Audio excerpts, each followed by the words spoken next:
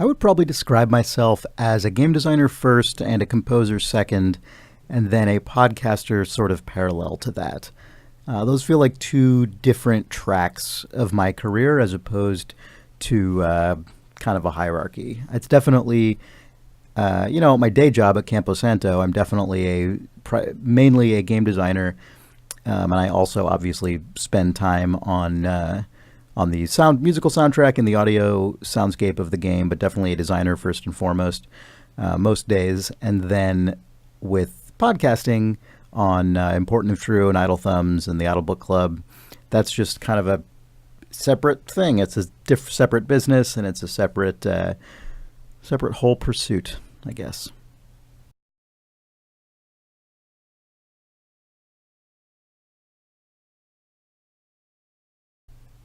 In terms of there being a time when musician or writer came first, honestly, that would be just depending on what project was in question. So I was the co-writer with Ron Gilbert on The Cave. Ron Gilbert was the creator of the legendary adventure game series Monkey Island. And so that was an amazing opportunity. And that was obviously, while working on that, I was a writer first and foremost and entirely. When I was formerly a journalist before I got involved in game development, and so at that time I was a writer first and foremost. And as far as musician, I was a music major in college. That was what I studied, and I grew up, in high school playing in bands, and music was, at that time in high school and college, music was the biggest part of my life, although obviously that was as an amateur and as a student, not as a professional. I would say in my video game development career, musician has been, generally speaking, a secondary role, although I've worked on a few games as primarily a composer, notably Gone Home, 30 Flights of Loving, Space-Based DF9, a few others. And so in those cases, certainly musician was my principal and in some cases only role in those games.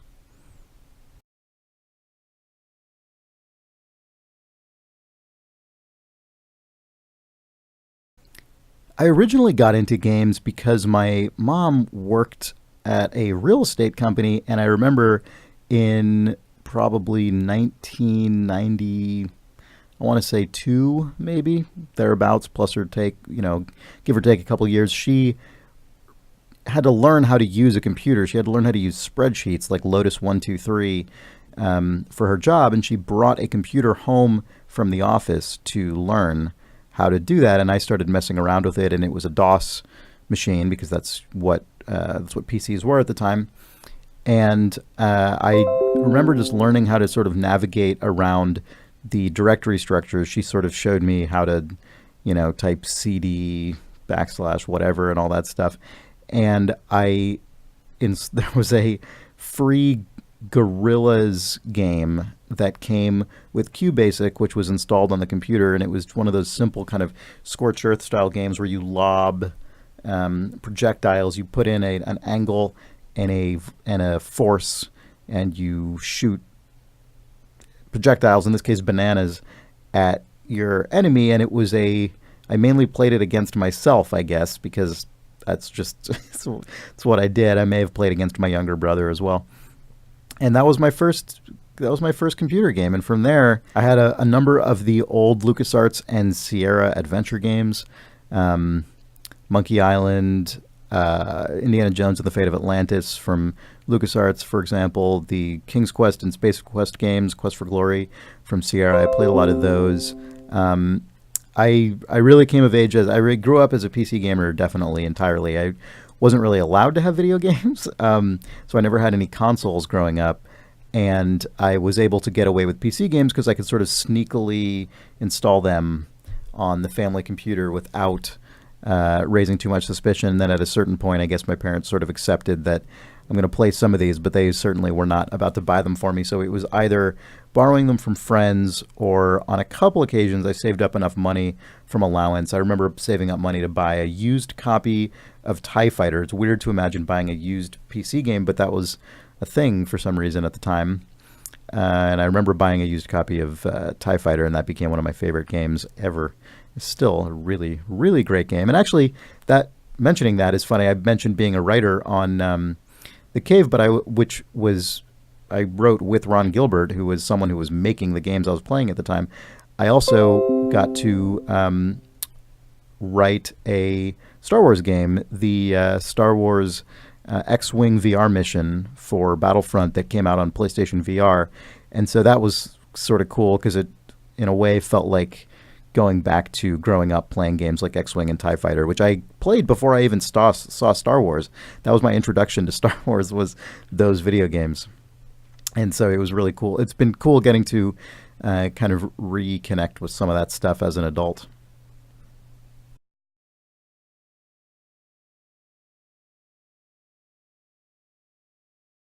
Idle Thumbs originated as an editorial website. We posted articles and news, usually with kind of a slightly satirical angle. We founded that website back in 2004. A bunch of us had written for various adventure game sort of enthusiast sites at the time, and we thought it would be fun to start our own new website that was not just devoted to video games and that also sort of had a different angle than the kind of very hype-oriented game journalism that we perceived there to be too much of at the time. And so we started a website called Idle Thumbs, and there were a bunch of us involved. I would say maybe like 10 of us or something. It was a lot. And as a result, we all had sort of slightly different ideas about what the angle of the website was and the sort of editorial direction. And so as with a lot of kind of side projects, it sort of collapsed and was reborn a few times and eventually got, I guess, sort of permanently reborn in 2008 as a podcast that I started with Jake Rodkin, one of the original co-founders of the site, and Nick Brecken, who had become an early writer on the site back in the day. And the three of us have been doing Idle Thumbs pretty much ever since then, with some other hosts coming and going over the years. And now we have a whole network, I guess, where we have a bunch of other shows on there. Our main show now is called Important If True, and it's sort of a funny podcast about culture and technology and weird stuff, and sort of just doing deep dives into nonsense and interesting ephemera of the world. And I also do a literary podcast called The Idle Book Club with my wife, where we read and discuss a book every month. And also, I guess if I'm plugging all our podcasts, I might as well mention, Jake and I also are currently doing a weekly Twin Peaks podcast where we follow the new season of Twin Peaks that's been coming out. And that started a couple years ago as a rewatch podcast of the original Twin Peaks. So there's a podcast episode about every episode of the Twin Peaks show that has aired to date. So there's, 30-something episodes of that.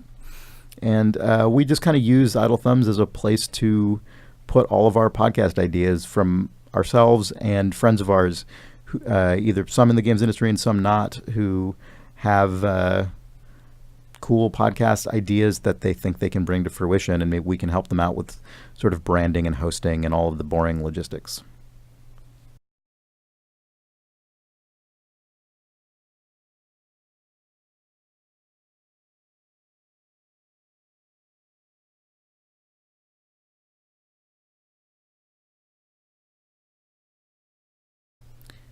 Yeah, the Idle Thumbs Kickstarter was a really fun and very stressful and challenging endeavor. That was, at the time, the crew was myself, Jake Rodkin, and Sean Vanneman, who now obviously I work with at Campo Santo, but at the time was one of the Idle Thumbs co-hosts, and the three of us put that Kickstarter together. And I think a couple things really helped it work, one of which was that we had a strong existing fan base that had been listening to the podcast for years before it went on hiatus. And we did a thing that I would recommend people do with crowdfunding campaigns, which is we sort of preceded the idea of the Kickstarter to a small group of hand-selected community members from our forums and got their feedback on it and used their feedback to sort of tweak the rewards and the sort of, value proposition of the Kickstarter. And that way, when we actually pressed go and launched it publicly, it had been sort of focus tested with the exact kinds of people who we were hoping would contribute, and I think that really paid off, and was also just cool to let the community have a say in that way.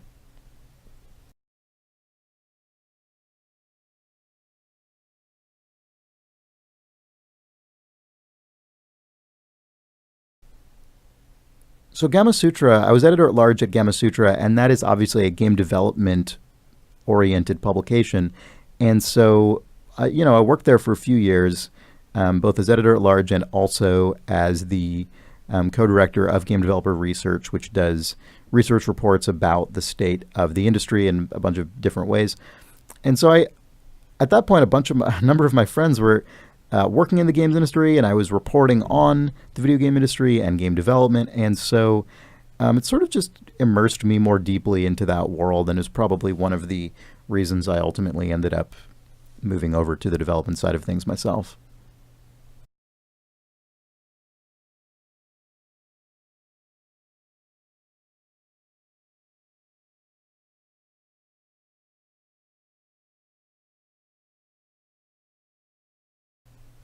I've definitely always been sort of a jack of all trades as a developer. And so on Firewatch, I worked as a designer, as I was on the story team. I did a lot of sort of gameplay implementation. I was the composer, and I was also effectively the audio director. So I did about half of the sound design with the help of a really talented composer and sound designer named Jared Emerson Johnson, who did about the other half of the sound design, and then I did all of the sound implementation myself. And I would say that doing all of those roles kind of at the same time, or sort of in, split up depending on what the project needed at any given moment, I think it helped me do each one of them better, because I had a pretty good sense of what was going into the game all the time. And I think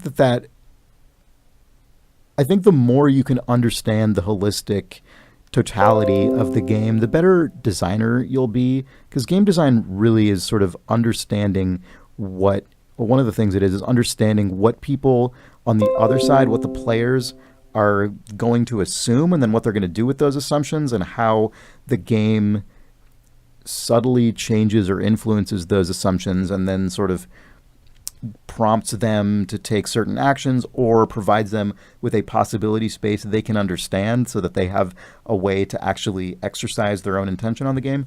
And it's a lot easier to do that if you have a sense of the sort of whole fabric of the game, and can sort of start to put together an idea of, like, what is this game about? Not what is the story about, but what do all of these different things all going into the game, what do they all combine to sort of create as a possibility space, and a sort of tonal space, and everything else. And I think being involved with a bunch of different parts of the game made that made my ability to come to grips with that better.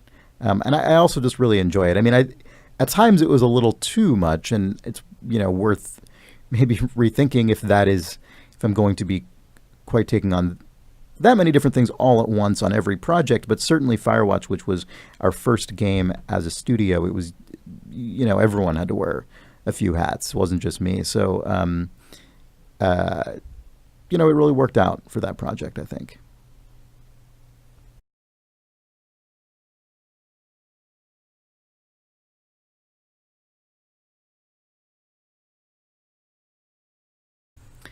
My workflow as a composer is pretty improvisatory. I've never worked with an orchestra or anything like that, so it's all pretty much me. It's either instruments that I myself am performing, or I'm working with, sampled instruments, or virtual instruments, or what have you. So I pretty much go through, do everything in Logic on a Mac for music at least. For no particular reason other than it's what I'm used to. And, in the studio, I've got an audio interface that everything plugs into. So we have microphones, I have an electric guitar, an electric bass, a MIDI keyboard. At home, I have a an electric piano, not a synthesizer, but an actual legitimate mechanical electrical piano.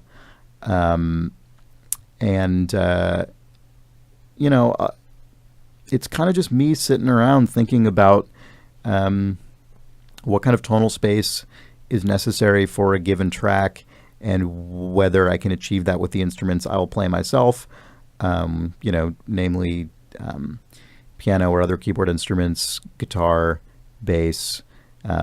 Sometimes I'll sort of improvise percussion in the studio by, sort of hitting things and processing them in various ways. I think there was a track in Firewatch that involved me like hitting a pillow with, I don't know, a spoon or something, and sort of processing that in such a way to create a nice bassy sound. Stuff I do a lot of sort of improvisatory stuff like that.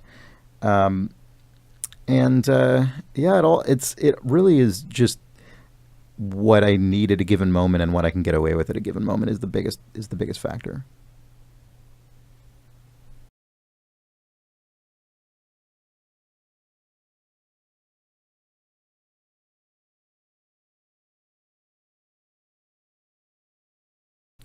It's definitely a very, very different process composing on a game in which I am solely the composer and a game in which I am also a full-on member of the development team. I would say that composing the score for Firewatch was as much a game design process as it was a music composition process. Obviously, making music is making music, and that's it. You can't sort of solve that with game design. It's sort of there's process and iteration and craft and everything else.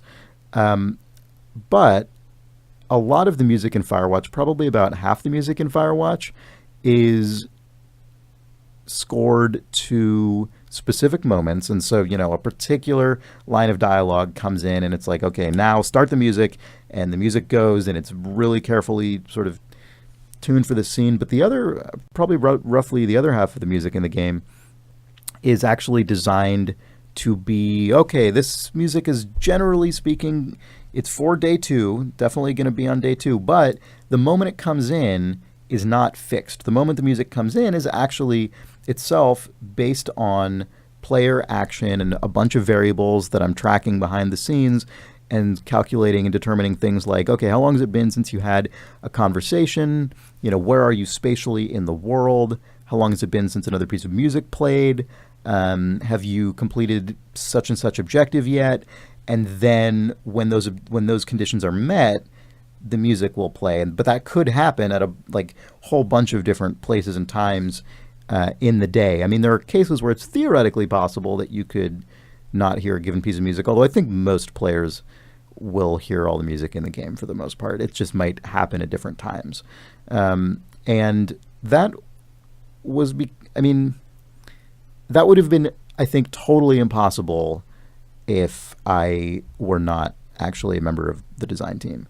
For instance, Gone Home, that there's sort of some general ambient music that Steve, the writer and designer of the game, sort of inserts however he does it. I don't even really know what his specific metrics were.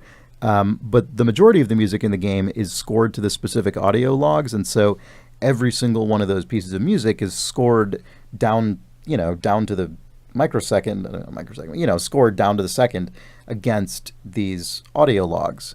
And so that's done very much in sort of a traditional film scoring style where you're scoring against a moment. And that's just a very, very different approach to how Firewatch was done. And those just reflect, I think, the different levels of involvement with the game more broadly. And I don't really think one is intrinsically better or worse. I think they're appropriate for different kinds of games. Firewatch is definitely it's a largely linear story game, but it's also one in which you have a pretty large world to walk around at your own pace. And so I thought it made sense to sort of tie the music playback into that exploration and try and find maybe times where there's a lull in what's going on, and now would really benefit from sort of livening it up with a bit of music. And so whereas Gone Home it's about a house. It's a smaller scale by design. It's smaller in scale, and so these moments are these crystalline little voiceover moments that make sense to have specific score behind. So it all really depends on the game.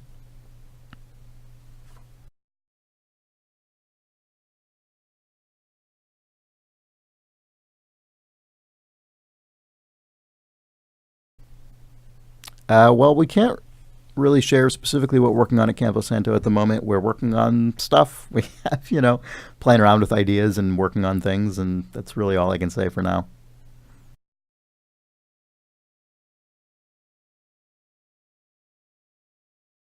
There's a Firewatch film deal with a studio called Good Universe, and it's really more their thing than ours. I mean, they're doing the sort of Hollywood thing of figuring out if there's the best way to bring Firewatch to the big screen and what that would be. And we don't. There's nothing much concrete to say at this point. We'll see if it turns into anything.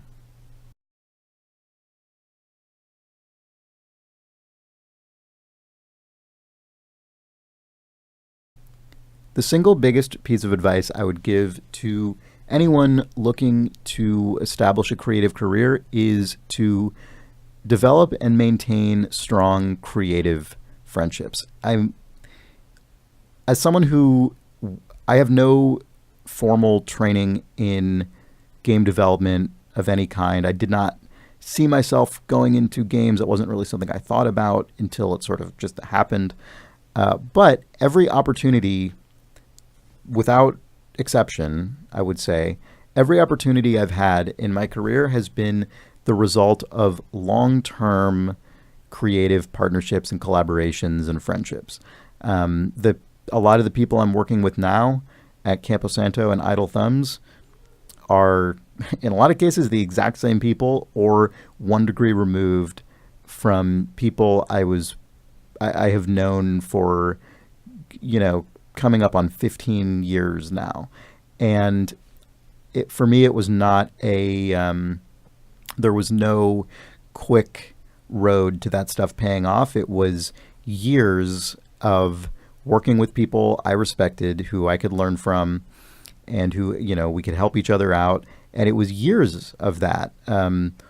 Not for any cynical end of like, I'm going to get some benefit out of knowing these people, but a genuine, I love working with these people, even on just sort of spare time projects and volunteer projects. I have the people I work with, I just love working with. And the result of that over many years has been to form these strong creative networks. And as when any of the people in your networks, if they're close to you, when any of them have their own opportunities, that increases the likelihood that at some point an opportunity will present itself to you as well. And at least in my case, there wasn't really a shortcut to that. It was just maintaining those and being a sort of good and engaged creative partner. And I think being willing to be self-critical and to learn from other people, that's been everything for me.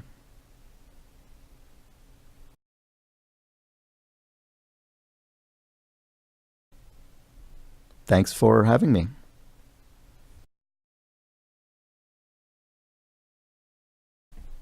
You don't have to use that last bit. Thanks for having me. That's probably unnecessary. Up to you. Thanks.